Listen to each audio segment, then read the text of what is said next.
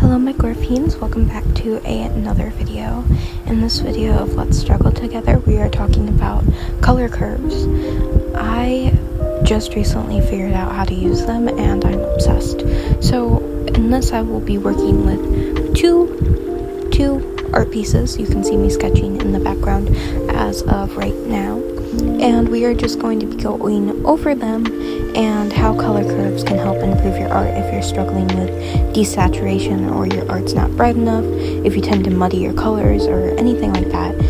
These can really help, and I do not see a lot of videos on them, so I will be going into a little bit of detail on this topic to try and help out anybody who is confused on this topic, since I just learned how to use them, and I think that more artists, if you struggle with color theory or just need help with colors in general and keeping them vibrant and not muddy, this is definitely a tool you'll probably utilize a lot. So let's get into it without further ado. Starting with this first piece. So usually what you need to do is you need to have all of your layers on one single layer to make this work. It's definitely your last step. So first what I'm going to do is I'm going to take and put the light source in, which I already did. I'm going to turn it to add, and then I'm going to make it bloom by using that feature. And then we are going into our color curves. After we do that, I'm going to play with gamma. Gamma will make your canvas lighter. You can mess with this all you want until you get something you like. I personally found like a nice balance with this one, and then I just go in and I mess with it. You can move anything up and down at any point, and you can really play with this so you can get any kind of effect you want with it. That's what makes it awesome, because you can also play with red, blue, and green colors. So if you want your canvas to be more warm and you tend to draw more cool without even noticing it, this can really help. And another thing I like to do is I like to saturate it more afterwards and brighten it up just a little bit, because I tend to really muddy and darken my pictures and my drawings without even really noticing it. You can see me going in. I forgot to add small details to this one, so I'm going in and adding hair strands in. This part was a challenge after doing the adjustment, because I didn't have the exact color. It looked weird with it being layered over it, but I took the original color, and then I took and color picked and kind of blended it together.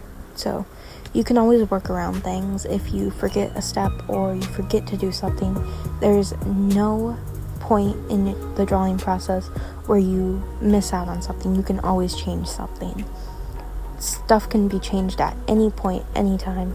It is fine. Do not panic. I am going to preference that.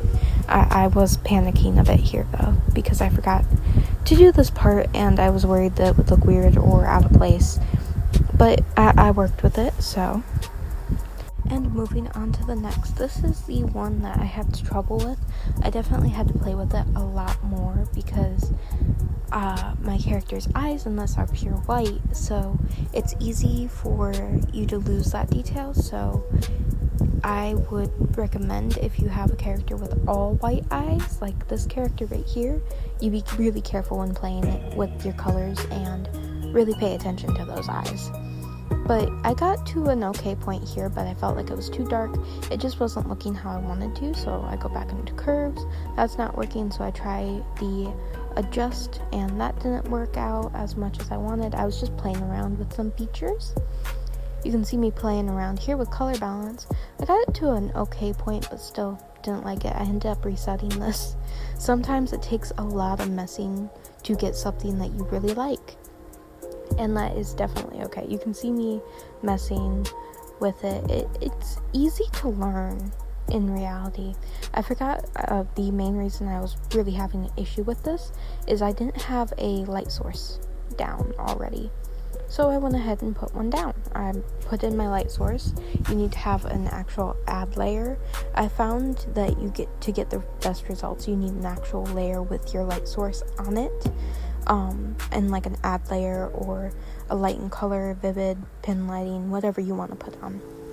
And then after I adjusted it here, I got way better results. I wanted this to be more cool toned, but I also want like that hint of red. I wanted to keep the vibrancy I put in her face, and I think I achieved that with these. So I hope that helped. And ask anything, feel